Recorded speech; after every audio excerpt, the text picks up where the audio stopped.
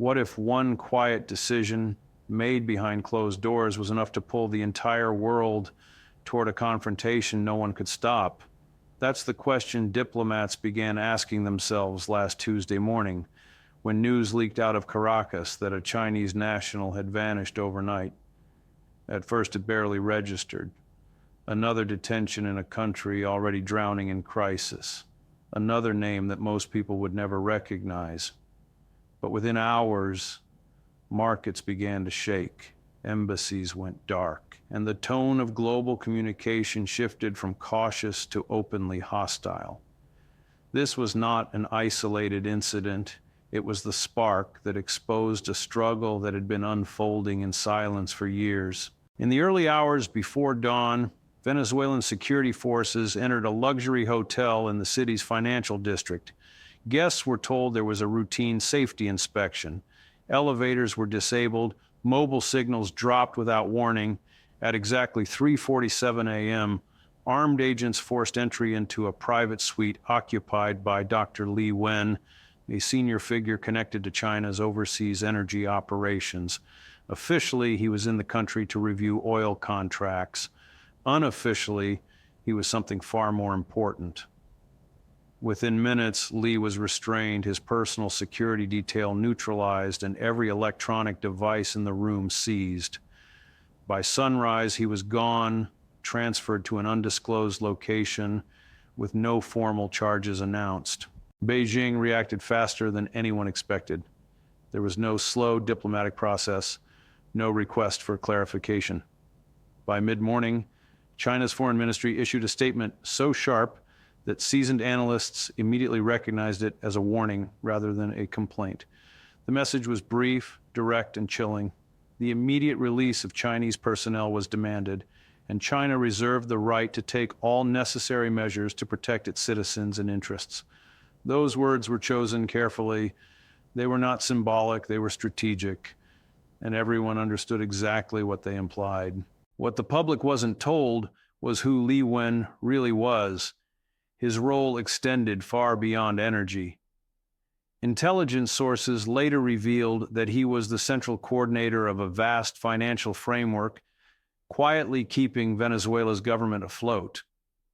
Over the past 2 years, as sanctions tightened and traditional banking channels closed, China had constructed a parallel system that allowed billions of dollars to flow into Caracas without touching Western institutions. Li was the architect of that system. He controlled access to emergency credit, structured oil for loan agreements, and oversaw a web of transactions routed through multiple jurisdictions to avoid detection. At the center of this operation stood a towering office complex in Caracas, officially listed as a commercial liaison center. In reality, it functioned as a financial command hub. Inside were secure servers processing enormous volumes of daily transactions, encrypted communication lines linked directly to financial authorities in Beijing, and vaults holding physical assets used as collateral. This was not improvisation. It was a fully developed alternative to the Western-dominated financial order operating in plain sight but hidden behind legal ambiguity. Every barrel of oil exported under these arrangements passed through Li's network. But it didn't stop there. Payments for regional trade, logistics support, and discrete defense transactions all flowed through the same channels. The system had grown so efficient that it began attracting interest beyond Venezuela. Other governments under economic pressure saw it as a blueprint, a way out, a path to survival without dependence on Washington or Brussels. That was the real threat. Not one man, not one arrest, but the proof that the existing global financial structure could be bypassed. Washington had been watching closely. For more than a year, U.S. intelligence agencies tracked the expansion of China's financial footprint in Latin America. Reports circulated warning that Venezuela was becoming a testing ground for a new economic architecture, one designed to operate independently of the dollar. Internally, officials debated how to respond. Direct action carried enormous risks, yet allowing the system to mature could permanently weaken American leverage. The strategy that emerged was subtle: pressure rather than force, influence rather than invasion. Information began to surface inside Venezuela, highlighting Lee's control over sensitive financial flows. Stories spread portraying him as an unelected power broker. Whispers circulated among military commanders that Chinese oversight was beginning to interfere with their own revenue streams. The narrative took hold quickly. In a country already defined by distrust, it didn't take much. When the order came down to detain Lee, it was framed as an internal matter, a show of sovereignty, a signal that Venezuela was not beholden to anyone. But the moment he was taken, the consequences spiraled far beyond what Caracas had anticipated, because to Beijing, this was not an internal affair. It was a direct strike against China's long-term economic security. Within a single day, subtle shifts rippled across the global economy. Credit lines quietly disappeared. Trade discussions stalled without explanation. Large-scale asset movements began appearing in financial data that analysts struggled to explain in real time. Something was happening behind the scenes, something coordinated and deliberate. China was responding not with words but with leverage, and that was only the beginning. By the following morning, it became clear that Beijing's response was not symbolic retaliation, but a calculated demonstration of power. Financial analysts began noticing anomalies that didn't fit normal market behavior.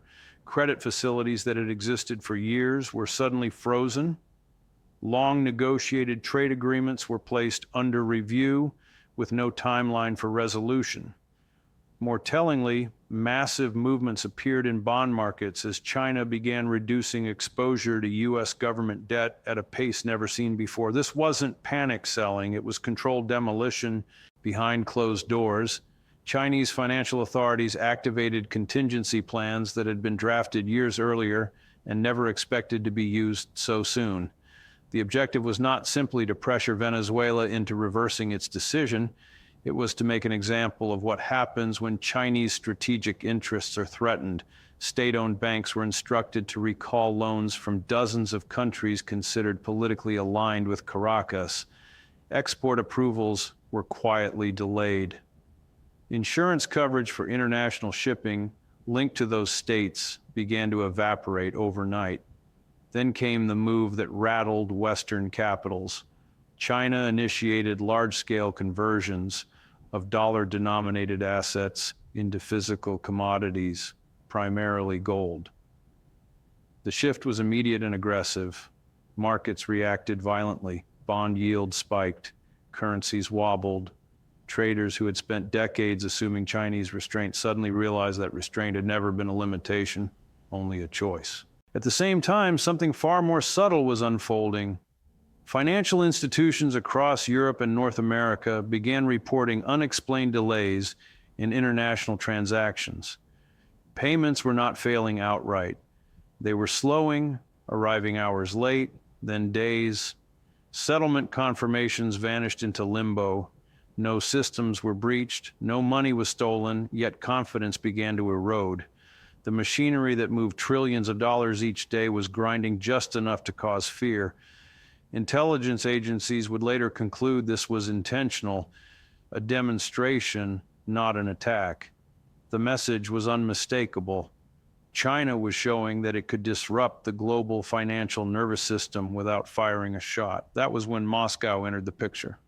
Russia's announcement came during what should have been a routine press briefing. Naval exercises, officials said, would be conducted in international waters of the Caribbean. Perfectly legal, entirely defensive. But analysts immediately noticed the scale of the deployment. This was not a token presence. Nuclear-powered vessels, advanced electronic warfare platforms, and long-range strike capabilities were all included. The timing erased any doubt. This was coordination, not coincidence. For years, Russia and China had spoken publicly about cooperation. Quietly, they had gone much further.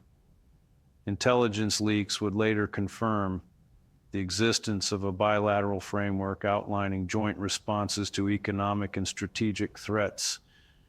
Venezuela was explicitly named.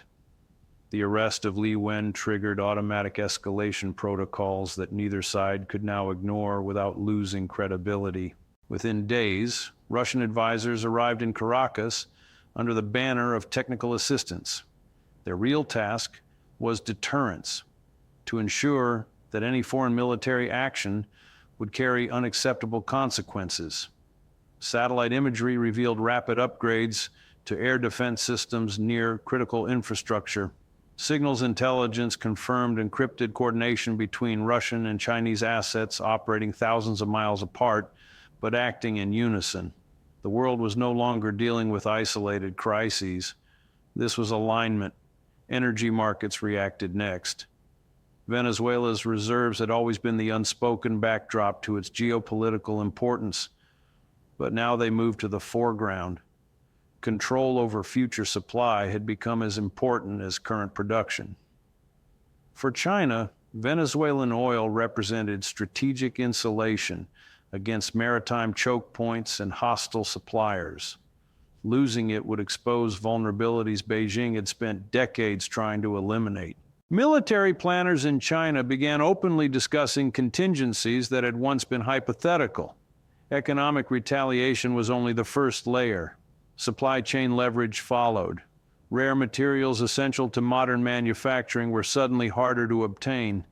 Export approvals slowed. Inventories shrank. Factories across the West faced uncomfortable questions about how dependent they had become. But the most alarming possibility hovered just beneath the surface: direct presence. Satellite data picked up construction activity along Venezuela's northern coast that analysts struggled to classify as purely commercial. Deepwater facilities, extended runways, radar arrays with wide area coverage. Nothing overtly military, yet nothing accidental either. The infrastructure spoke for itself. As pressure mounted, Washington faced its own dilemma. Responding too forcefully risked pushing rivals closer together.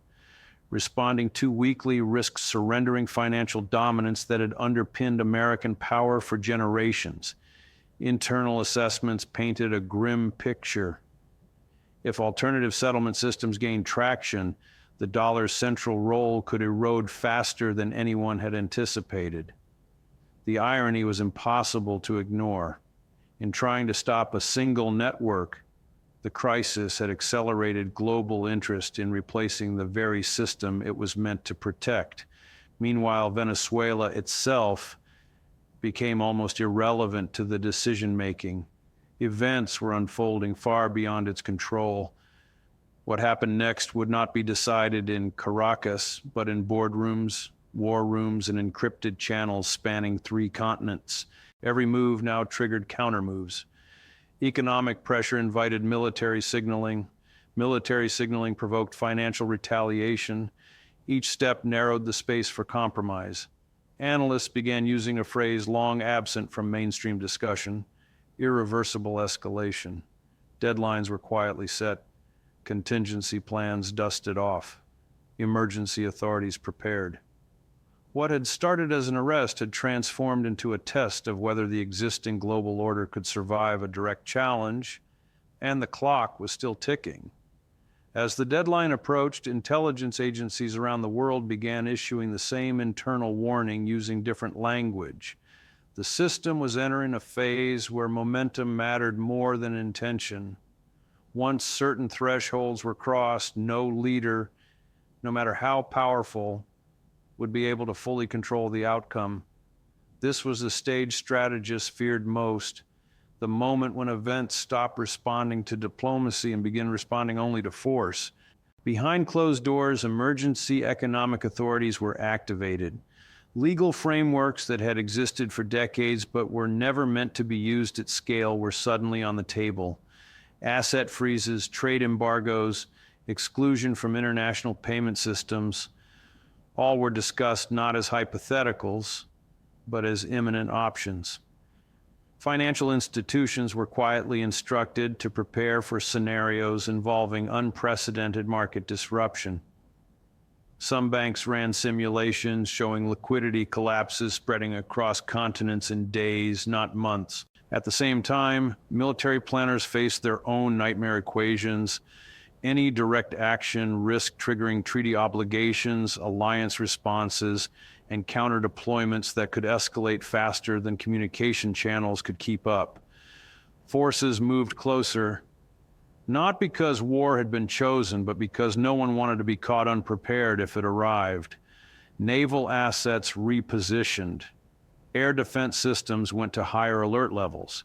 Surveillance intensified across multiple theaters.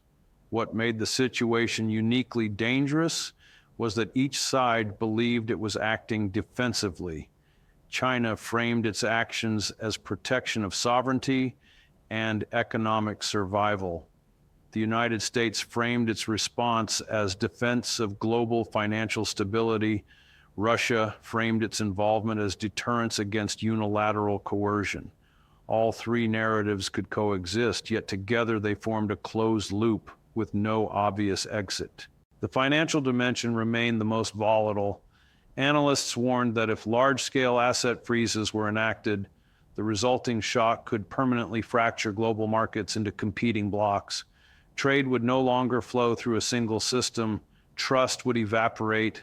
Nations would be forced to choose sides not based on ideology, but on access to energy, capital, and technology.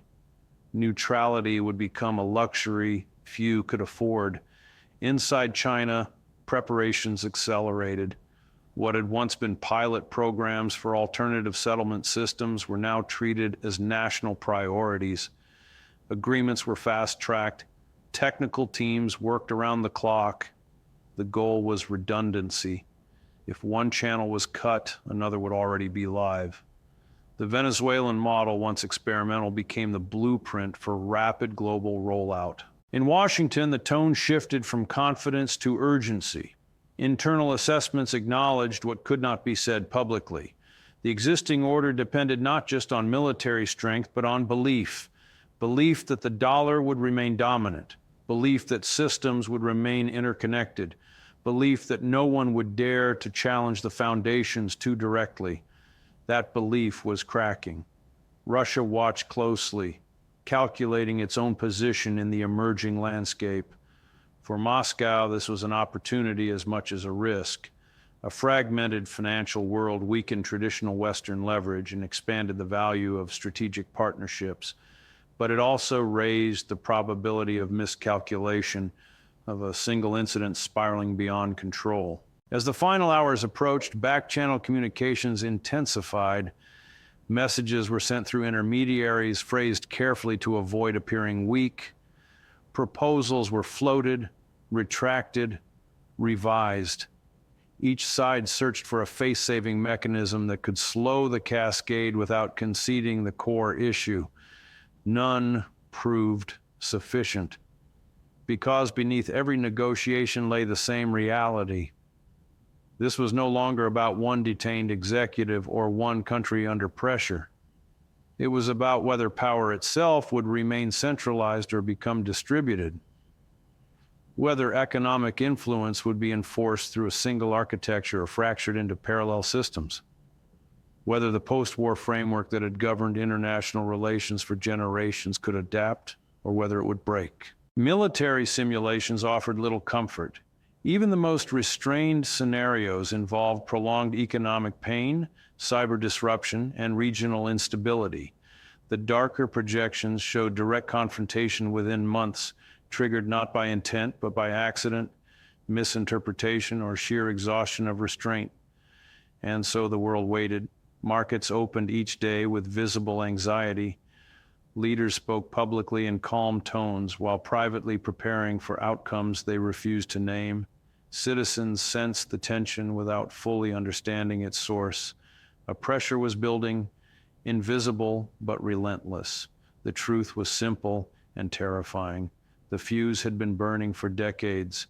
Competing visions of power, control, and independence had been laid end to end, waiting for a single moment to connect them. That moment had arrived. Whether the explosion could still be prevented depended on choices that would be made in silence, under immense pressure by people who understood that history would not remember their intentions, only their consequences.